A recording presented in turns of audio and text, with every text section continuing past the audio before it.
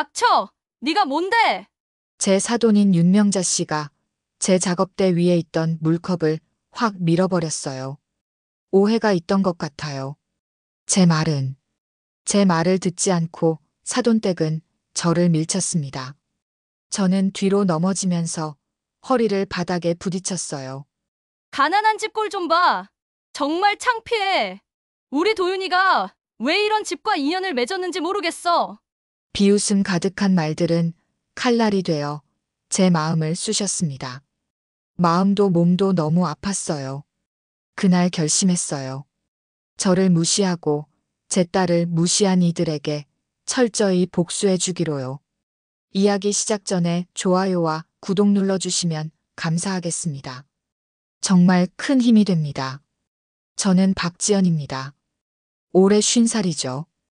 25년간 동대문 봉제 공장에서 라인장으로 일하다가 지금은 작은 의류 공방을 운영하고 있습니다. 손이 빠르고 꼼꼼한 게 제 장점이라고 생각해요. 말은 많이 하지 않는 편이지만 결정할 때는 칼같이 합니다. 그날도 평범한 점심시간이었어요. 제 공방에서 재봉틀을 돌리고 있는데 벽시계가 똑딱똑딱 소리를 내고 있었습니다. 오후 1시 반쯤이었죠. 새로 들어온 유니폼 주문을 작업하고 있었어요. 그때였습니다. 문이 거칠게 열리더니 윤명자 씨와 강설아, 강다라가 들어왔어요. 윤명자 씨는 58살로 해든 재활의료재단 이사장이고 설아와 다라는 각각 33, 31살인 제 사위 도윤의 누나들입니다. 윤명자 씨의 얼굴이 벌겋게 달아올라 있었어요. 사돈댁, 당신이 우리 도윤이한테 뭐라고 했는지 알아? 저는 재봉틀을 멈추고 일어났습니다. 무슨 말씀이세요, 사돈? 가난 티 난다고? 우리 집안이 뭔지 알고 그런 소리 하는 거야? 저는 순간 머릿속이 하얗게 변했어요. 어제 도윤이 저한테 허위 납품 청탁을 했을 때 제가 거절한 걸 말하는 거였습니다. 정식 납품만 합니다 라고 말했는데 그게 이렇게 왜곡된 거죠. 사돈, 제가 그런 말을 한 게 아니라. 닥쳐. 내가 뭔데? 우리한테 훈수질이야? 윤명자 씨가 제 작업대 위에 있던 물컵을 확 밀어버렸어요.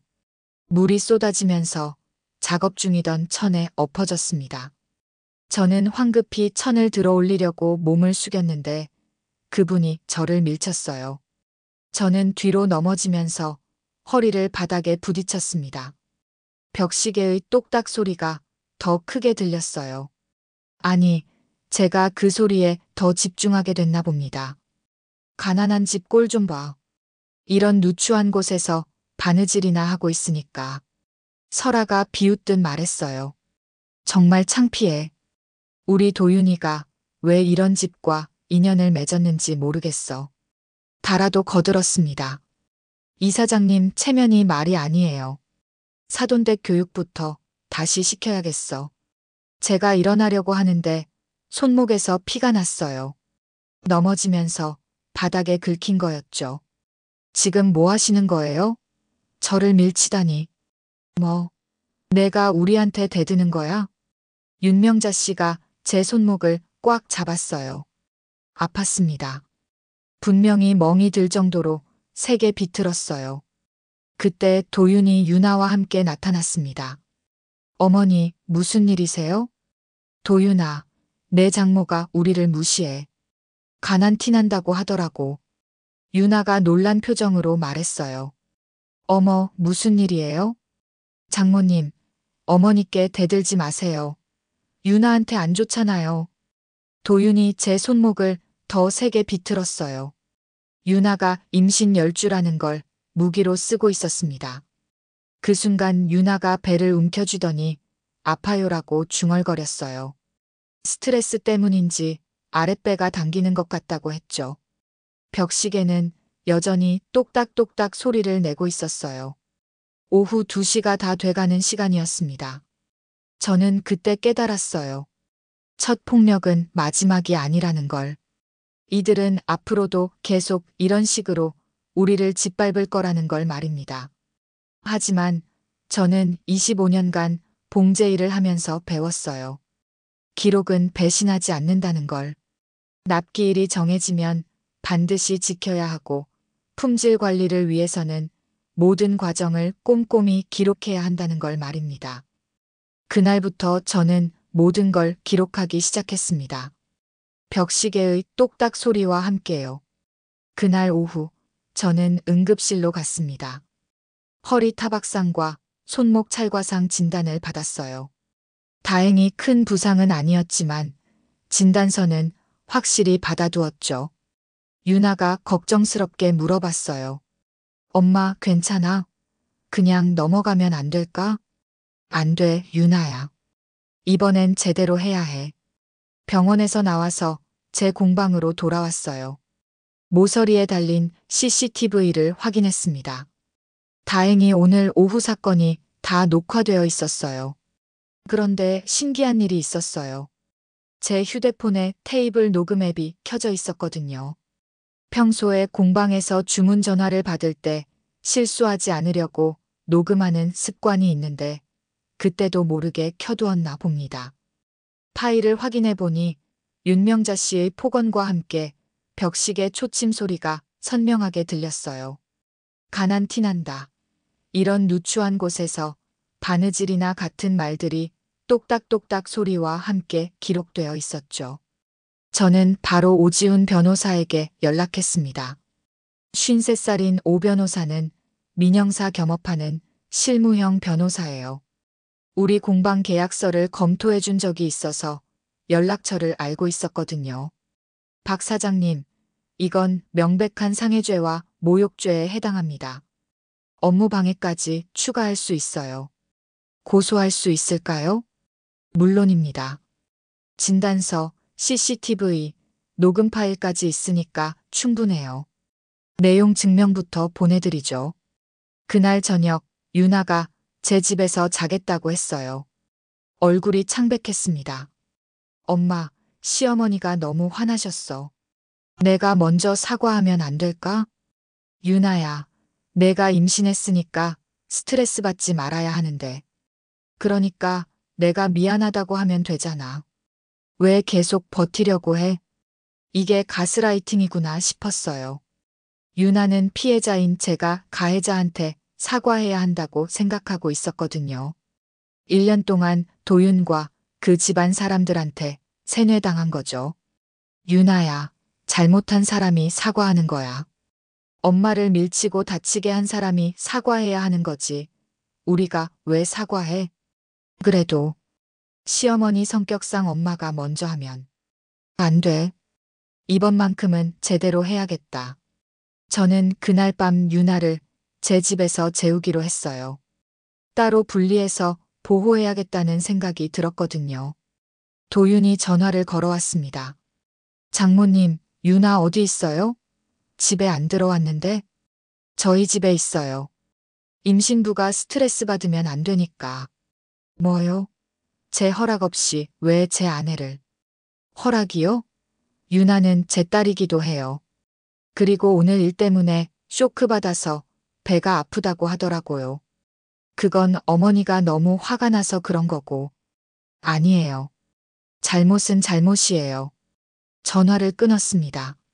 제 손목엔 여전히 도윤이 비틀어서 생긴 멍이 시퍼렇게 남아 있었어요. 벽시계가 똑딱똑딱 소리를 냈습니다. 밤 10시가 넘어가고 있었죠. 저는 그 소리를 들으면서 생각했어요. 기록은 거짓말하지 않는다고. 그리고 이제 선을 그어야 할 때라고 말입니다.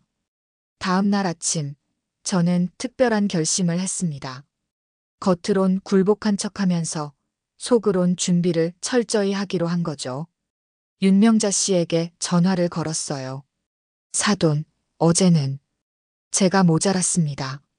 그래, 이제 정신 차렸나? 네, 가족이 중요한데 제가 너무 고집을 부렸네요. 목소리 톤을 최대한 낮췄습니다. 25년 봉제일 하면서 까다로운 바이어들한테 인내심을 배웠거든요. 때론 굽혀야 할 때를 아는 것도 실력이라고 생각해요. 당연하지.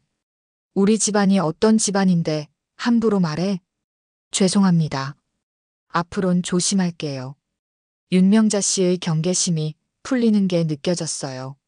사람이란 게 상대가 고개 숙이면 우쭐해지거든요. 오후에 윤명자 씨가 직접 제 공방으로 왔습니다. 사돈댁, 우리 재단에서 발주할 일이 있는데. 네, 어떤 일인가요? 의료진 유니폼이야. 그런데 세금 계산서는 좀 높게 써줘야 해. 실제 금액보다 말이야. 허위 세금 계산서 요구였어요. 재단에서 세금 빼먹으려는 전형적인 수법이죠. 윤명자 씨, 저희 공방은 정식 납품만 해요. 세무서에 신고된 금액대로만 계산서를 쓸 수 있거든요. 뭐, 또 그런 고지식한 소리야? 아니에요. 세법상 문제가 될 수 있어서요. 대신 재단 사무국이 어디 있는지 알 수 있을까요? 정식으로 입찰 참여해보고 싶어서요. 윤명자 씨가 주소를 알려줬어요. 자기 재단 홍보할 기회라고 생각했나 보더라고요. 우리 재단이 얼마나 큰지 가서 보면 깜짝 놀랄 거야. 네, 꼭 가보겠습니다. 윤명자 씨가 나간 후 저는 김태식에게 연락했습니다. 51살인 김 회계사는 전에 관세청 조사관으로 일했던 분이에요.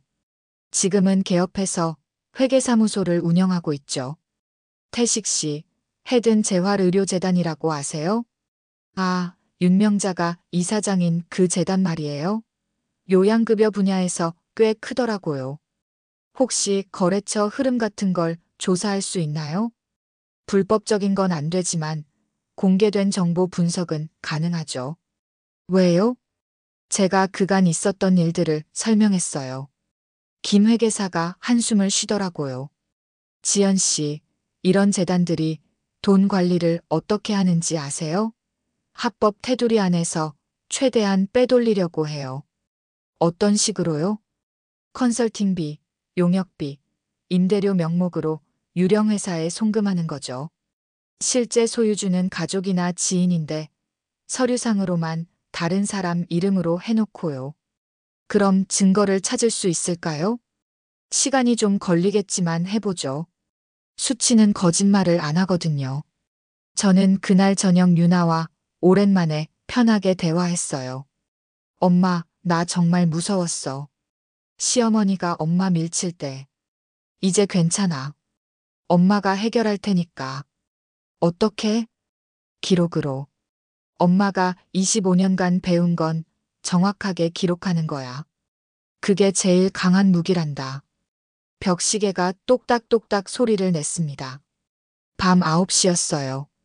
저는 그 소리를 들으면서 생각했어요. 미끼는 던졌으니 이제 본격적으로 채비를 해야 할 때라고 말입니다. 며칠 후 저는 최미나 기자를 만났어요. 45살인 최 기자는 지역 시사주간지에서 일하는 탐사기자입니다. 정의감이 강하고 한 방으로 사건을 터뜨리는 걸로 유명하죠. 박 사장님, 의료재단 비리 제보라고 하셨는데 구체적으로 어떤 내용인가요? 하도급, 허위계약, 요양급여, 과다청구, 유령회사 송금 이런 것들이요. 증거는 있으세요? 지금 수집 중이에요. 김태식 회계사님과 함께요. 최 기자의 눈이 반짝였어요. 흥미롭네요. 의료재단 비리는 파급력이 크거든요.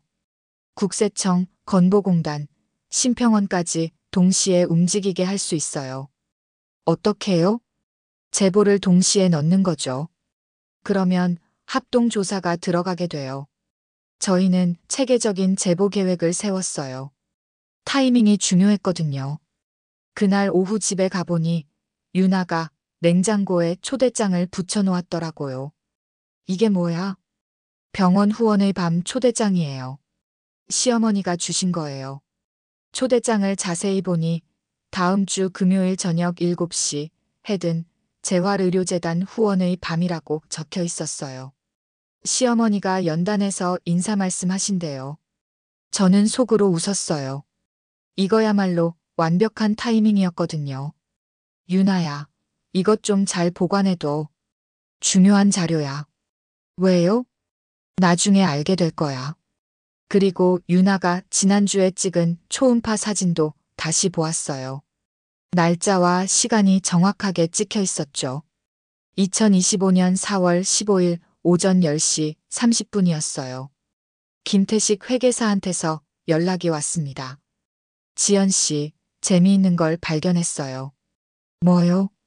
헤든 재활의료재단에서 매월 컨설팅비 명목으로 3천만 원씩 송금하는 회사가 있어요. 건강플러스 컨설팅이라는 곳인데 그게 왜 이상한가요? 대표자가 윤명자 이사장의 조카 이름으로 되어 있어요. 그런데 실제 사무실은 오피스텔 원룸이고 직원도 없어요. 유령 회사네요. 맞아요. 1년에 3억 6천만 원이 빠져나가고 있는 거죠. 게다가 이 돈이 다시 개인 계좌로 빠져나가는 흐름도 확인했어요. 저는 소름이 돋았어요. 이 정도면 명백한 배임죄였거든요. 태식 씨, 이 자료들 정리해서 보내주세요. 네, 그런데 이걸 어떻게 활용할 생각이에요? 후원의 밤에요. 다음 주 금요일에 윤명자 씨가 연단에 서거든요. 아, 그때 폭로하겠다는 거예요? 네, 최미나 기자님과 함께요.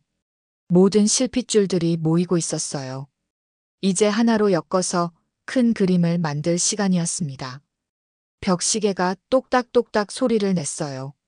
곧 그 소리가 진실을 알리는 종소리가 될 거라고 생각했습니다. 며칠 뒤 도윤이 유나를 데려가겠다며 제 집에 찾아왔어요. 장모님, 이제 그만 유나 집에 보내주세요. 유나가 원하면 보내드리죠. 무슨 소리예요? 제 아내인데 제가 결정하는 거 아니에요? 그때 유나가 나타났습니다. 오빠, 나 여기서 며칠 더 있고 싶어. 왜? 우리 집이 불편해? 그런 게 아니라. 도윤의 목소리가 거칠어졌어요. 너희 집은 정말 창피해. 시어머니한테 대드는 것도 모자라서 이제 며느리까지 세뇌시키려고 하네. 저는 몰래 녹음 앱을 켰어요.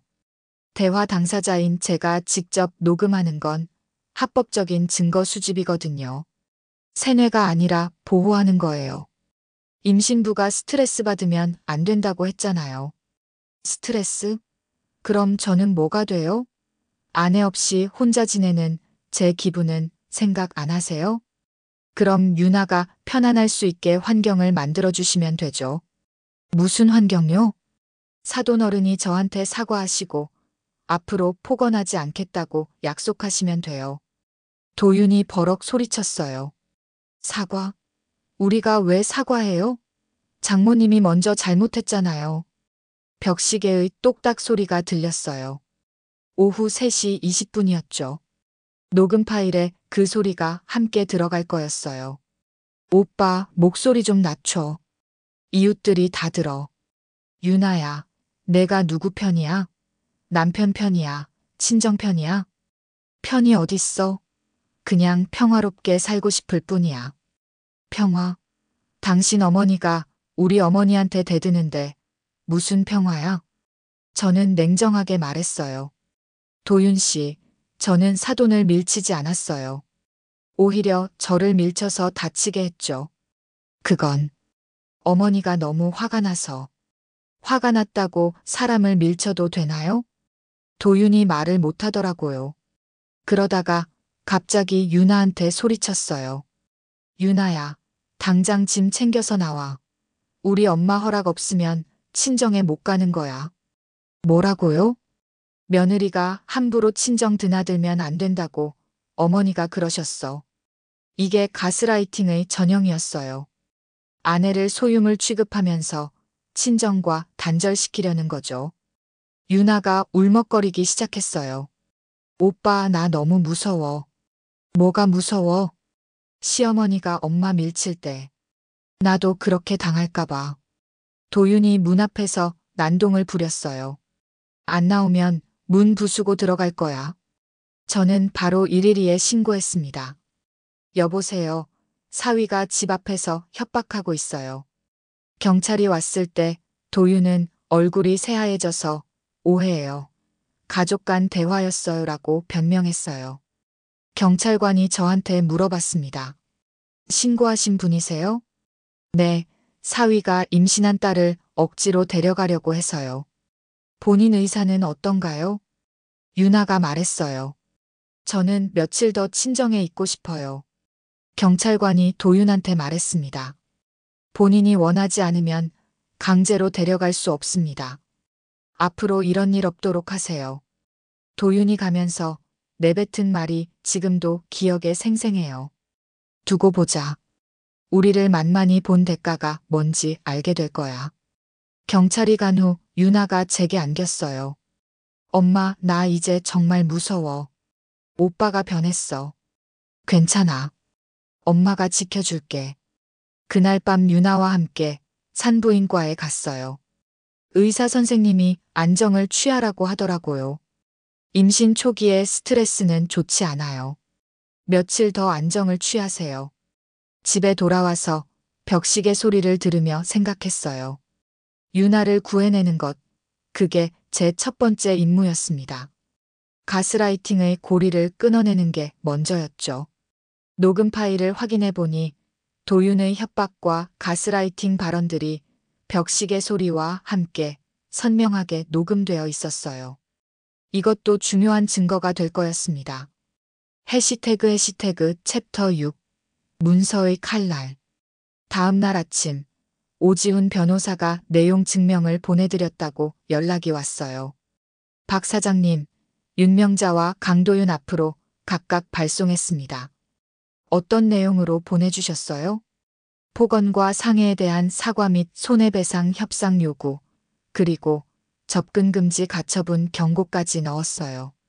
내용 증명이라는 게 생각보다 강력한 무기더라고요. 법적 효력이 있는 공식 문서니까 받는 사람 입장에서는 부담스러울 수밖에 없거든요. 김태식 회계사한테서도 좋은 소식이 왔어요. 지연 씨, 드디어 결정적인 증거를 잡았어요. 뭔데요? 건강플러스 컨설팅으로 송금된 돈이 다시 윤명자 개인 계좌로 빠져나가는 흐름을 확인했어요. 매월 2,500만 원씩요. 그럼 월 3천만 원 중에서 2,500만 원은 윤명자 씨가 빼돌린다는 얘기네요. 맞아요. 게다가 오피스텔 임차료도 조작된 거예요. 실제로는 월 50만 원인데 장부상으론 월 300만 원으로 되어 있어요. 저는 소름이 돋았어요. 1년에 3억이 넘는 돈을 빼돌리고 있었던 거죠. 이 정도면 횡령, 배임 혐의로 충분하겠네요. 충분하고도 남아요. 요양급여 부정수급까지 합치면 더 큰 문제가 될 거예요. 최미나 기자도 준비를 마쳤다고 연락이 왔어요. 박 사장님, 국세청, 건보공단, 심평원 동시 제보 타이밍을 후원의 밤 직후로 잡았어요. 왜 직후예요? 그때가 파급력이 제일 클 거거든요. 많은 사람들이 보는 자리에서 문제 제기가 되고 바로 다음 날 공식 조사가 들어가면 언론 관심도 극대화돼요. 정말 치밀한 계획이었어요. 저는 25년간 봉제 일하면서 납기 맞추는 것만 중요하게 생각했는데 이런 식으로 타이밍을 계산하는 것도 하나의 기술이구나 싶었어요. 그날 오후 윤명자 씨한테서 전화가 왔어요. 사돈댁, 내용 증명이 뭐야? 이게 무슨 협박이야? 협박이 아니라 정당한 요구예요. 저를 다치게 하셨잖아요. 그건 실수였어. 실수든 고의든 사과하시고 손해배상 하셔야죠. 당신이 먼저 잘못했으면서 뭔 손해배상이야? 저희가 뭘 잘못했는데요? 윤명자 씨가 할 말이 없었나 봐요. 그러다가 갑자기 협박조로 말하더라고요. 너 지금 우리 집안을 건드리는 거야? 우리가 얼마나 큰 집안인지 알아? 크든 작든 상관없어요. 잘못하면 책임지셔야죠. 두고 봐. 너희 같은 건 언제든 문 갈 수 있어. 전화를 끊었어요. 협박까지 하는 걸 보니 정말 막장이었어요. 유나가 걱정스러운 표정으로 물어봤어요. 엄마, 시어머니가 우리 해코지 안 할까? 괜찮아. 이제 법적 절차를 밟고 있으니까. 그래도 무서워. 유나야, 무서우면 더더욱 정확하게 대응해야 해. 감정으로 대응하면 지지만 법과 기록으로 대응하면 이겨. 그날 밤 오지훈 변호사한테서 연락이 왔어요. 박 사장님, 윤명자 쪽에서 합의 의사를 비쳤어요. 정말요? 네, 내용 증명 효과가 있었나 봐요. 변호사 선임해서 합의 협상하자고 하네요. 어떻게 할까요? 일단 만나보시죠. 하지만 원칙은 지키세요. 정식 사과와 손해배상, 그리고 재발 방지 약속까지 받아내야 해요. 벽시계가 똑딱똑딱 소리를 냈어요. 밤 10시가 넘어가고 있었죠. 문서의 칼날이 드디어 상대방에게 닿기 시작했구나 싶었습니다. 드디어 후원의 밤이 다가왔어요. 2025년 4월 25일 금요일 저녁이었죠. 헤든 재활의료재단 대회의실에는 200명이 넘는 사람들이 모여 있었어요. 의료진, 후원자들, 지역 유지들까지 화려한 사람들이 가득했죠. 저는 최민아 기자, 김태식 회계사와 함께 뒤쪽 자리에 조용히 앉았어요. 누구도 저희를 눈여겨보지 않았죠. 윤명자 씨가 연단에 올라갔어요. 화려한 한복을 입고 미소를 지으며 인사말을 시작했습니다. 안녕하세요. 헤든 재활의료재단 이사장 윤명자입니다. 오늘 이렇게 귀한 자리에. 그 순간 최민아 기자가 제게 속삭였어요. 지금이에요. 김태식 회계사가 노트북을 열었어요. 미리 준비해둔 프레젠테이션 파일이었죠. 실례하겠습니다. 최 기자가 일어서서 말했어요. 질문이 있습니다, 이사장님. 사회자가 당황했어요. 지금은 인사 말씀 시간인데. 긴급한 질문이에요. 재단 운영과 관련된 내용입니다. 회장이 술렁거리기 시작했어요. 윤명자 씨의 얼굴이 굳어졌죠. 김태식 회계사가 프로젝터에 자료를 띄웠어요. 첫 번째 화면에는 건강플러스 컨설팅 송금 내역이 나타났습니다. 이사장님, 이 회사에 매월 3천만 원씩 컨설팅비를 지급하고 계신데 실제로는 오피스텔 원룸이고 직원도 없는 유령 회사라는 사실 알고 계셨나요? 윤명자 씨가 버둥거렸어요. 그건 정당한 컨설팅 계약이에요. 두 번째 화면이 떠올랐어요. 개인 계좌 송금 내역이었죠. 그럼 이 돈이 다시 이사장님 개인 계좌로 들어가는 건 어떻게 설명하시겠어요? 회장이 웅성거렸어요. 사람들이 서로 수군거리기 시작했죠. 세 번째 화면에는 오피스텔 임대차 계약서가 나타났어요. 실제 임차료는 월 50만 원인데 장부상으론 300만 원으로 되어 있네요. 이 차액은 어디로 갔을까요? 윤명자 씨가 얼굴이 새하얗게 변했어요. 이건 조작된 자료예요. 그때 제가 일어났어요. 조작이 아닙니다. 모든 사람들이 저를 쳐다봤어요. 저는 박지연입니다. 이사장님의 사돈입니다. 윤명자 씨가 제가 거기 있는 걸 보고 깜짝 놀랐어요. 사돈댁, 당신이 왜 거기 있어? 사실을 알리러 왔어요. 네 번째 화면에 CCTV 영상이 나타났어요. 윤명자 씨가 저를 밀치는 장면이었죠. 이사장님이 저를 폭행한 장면입니다. 음성도 함께 나왔어요. 가난 티난다. 이런 누추한 곳에서 바느질이나 같은 폭언들이 회장에 울려 퍼졌죠. 그리고 벽시계의 똑딱 소리가 들렸어요. 정확한 시간을 알려주는 소리였습니다. 다섯 번째 화면에는 녹음 파일 재생기가 나타났어요. 이사장님이 저를 협박한 음성입니다. 스피커에서 윤명자 씨의 목소리가 울려 퍼졌어요. 두고 봐. 너희 같은 건 언제든 문 갈 수 있어. 그리고 벽시계의 똑딱 소리와 함께 도윤의 협박도 이어졌습니다. 두고 보자. 우리를 만만히 본 대가가 뭔지 알게 될 거야. 폭행뿐만 아니라 지속적인 협박과 가스라이팅까지 모두 기록되어 있습니다. 윤명자 씨가 완전히 패닉 상태가 됐어요. 이건 함정이야. 사기야. 그때 회장 뒤쪽 문이 열렸어요. 국세청과 건보공단 합동조사팀이 들어왔습니다. 국세청 조사 3과입니다. 윤명자 이사장님이시죠? 네. 네. 세무조사 영장을 집행하겠습니다. 건강보험공단 조사팀입니다. 요양급여 부정수급 혐의로 조사하겠습니다. 회장이 완전히 아수라장이 됐어요. 사람들이 웅성거리고 기자들이 카메라를 들이댔죠. 도윤이 도주하려고 뒤쪽으로 빠지는 걸 봤어요. 하지만 조사팀이 이미 출입구를 막아두었더라고요. 강도윤 씨죠? 함께 조사받으셔야 합니다. 설아와 다라는 아이의 얼굴을 가리고 구석에 웅크리고 있었어요. 윤명자 씨가 제게 소리쳤어요. 사돈댁, 내가 우리 집안을 망쳤어. 너 때문에. 아니에요. 윤명자 씨가 스스로 자초한 일이에요. 최미나 기자가 마이크를 잡았어요. 시청자 여러분, 지금 해든 재활의료재단에서 충격적인 비리가 폭로되고 있습니다. 수억 원대 횡령과 요양급여 부정수급, 그리고 가족 폭력까지. 벽시계가 똑딱똑딱 소리를 냈어요. 밤 9시였죠.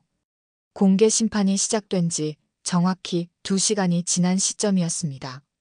정의의 시계는 정확하게 돌아가고 있었어요. 그로부터 한 달이 지났어요. 2025년 5월 말이었죠. 윤명자 씨와 도윤은 횡령, 배임, 요양급여 부정수급 혐의로 기소되었어요. 폭행과 모욕 혐의도 추가되었고요. 윤아는 제 집에서 안정적으로 지내고 있었어요. 이제 임신 18주가 되어서 배가 조금씩 나오기 시작했죠. 엄마, 나 이제 정말 무섭지 않아. 다행이야. 그게 제일 중요한 거야. 엄마가 옆에 있으니까 든든해. 저희는 모자 상담도 받기 시작했어요. 전문가가 보기에도 윤아는 전형적인 가스라이팅 피해자였다고 하더라고요. 회복에는 시간이 필요해요. 하지만 지지체계가 있으니까 괜찮을 거예요.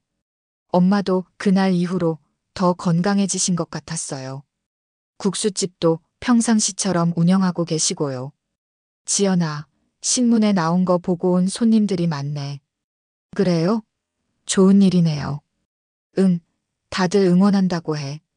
용기 있게 맞섰다고. 최미나 기자의 기사가 큰 반향을 일으켰거든요. 의료재단 비리와 가스라이팅 문제를 함께 다룬 기사가 여러 언론사에 전제되었죠.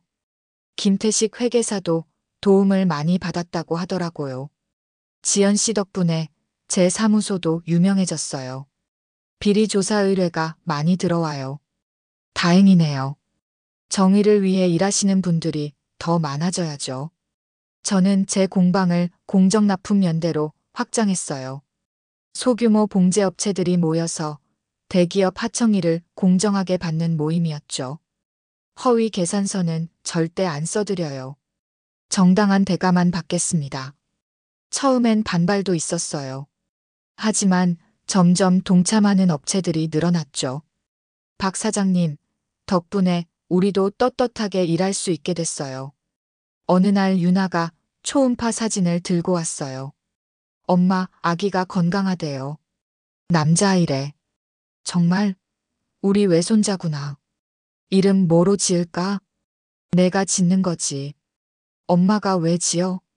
그래도 의견 좀 줘. 저는 잠시 생각해 봤어요. 정직할 정자는 어때? 정우, 정민. 정우가 좋네. 한정우. 응, 정우. 정직하게 살라는 뜻으로. 제 공방 벽시계는 여전히 똑딱똑딱 소리를 내고 있었어요. 하지만 이제는 무서운 소리가 아니었어요. 평온한 일상의 박자였죠. 오지훈 변호사한테서 연락이 왔어요. 박 사장님, 손해배상 합의가 성사됐습니다. 얼마나 받게 되나요? 치료비와 정신적 피해 보상으로 5천만 원, 그리고 정식 사과문까지요. 사과문이요? 네, 신문에 공개 사과 광고를 내기로 했어요. 며칠 후 신문에 윤명자 씨의 사과문이 실렸어요. 박지연님께 진심으로 사과드립니다. 제가 저지른 폭행과 모욕에 대해 깊이 반성하고 있습니다. 유나가 신문을 보면서 울었어요. 엄마, 정말 끝난 거야? 응, 이제 정말 끝났어. 고생 많았어, 엄마. 아니야. 이제 시작이야. 우리의 새로운 시작 말이야. 저는 작업대에 앉아서 재봉틀을 돌렸어요. 새로운 주문이 들어온 유니폼을 만들고 있었거든요. 타임카드를 찍으며 생각했어요. 25년간 저는 납기를 지키는 게 최고의 가치라고 생각했어요. 하지만 이제 알겠어요. 정의를 지키는 것도 그만큼 중요하다는 걸. 벽시계가 똑딱똑딱 소리를 냈어요. 오후 6시였죠. 하루 일과를 마무리할 시간이었습니다. 기록은 차가워요. 하지만 그 차가운 기록이 우리를 따뜻하게 지켜주었습니다. 감정은 흔들리지만 기록은 흔들리지 않으니까요. 저는 박지연입니다. 50살의 봉제 장인이자 27살 딸의 어머니이고 곧 태어날 외손자의 할머니가 될 사람이죠. 무엇보다 스스로의 존엄을 되찾은 여성입니다.